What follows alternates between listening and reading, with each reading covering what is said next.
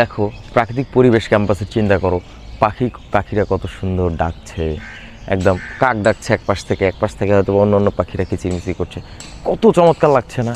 আর যখন ব্যস্তময় দিন থাকে তখন এই পাশ দিয়ে গাড়ি যাচ্ছে, এই পাশে গাড়ি পার্ক করা, পাশ থেকে মোটরসাইকেল শব্দ করছে, মানুষ কাউমাউ করছে।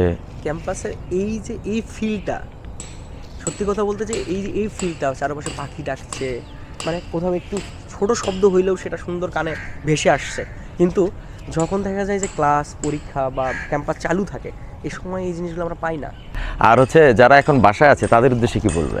আসলে আমি তো সবসময় বলি যে ছুটির সময় যারা ক্যাম্পাসে থাকে, ক্যাম্পাসের যে এই যে ফিলটা তারা কখনোই পায় না। আমি আহ্বান করব বা তাদের কাছে একবার বলবো যে আপনারা মানে লাইফে যতদিন 4টা বছরের কোর্সের জন্য আমরা আসি, মাস্টার সহ আরও 1 বছর, 5 বছরের যে কোনো একটা সময় আমি চাইবো যে যখন ছুটি হয়ে যাবে ক্যাম্পাসটা, তারা যেন থেকে যায়, একবার অন্তত ক্যাম্পাসটা যাতে দেখে যে আসলে কেমন পরিবেশটা কেমন থাকে। আসলে ক্যাম্পাসের আসল সৌন্দর্য উপভোগ করতে গেলে কোনো এক বন্ধের সময়ে আপনাকে এই ক্যাম্পাসে অবস্থান করতে হবে।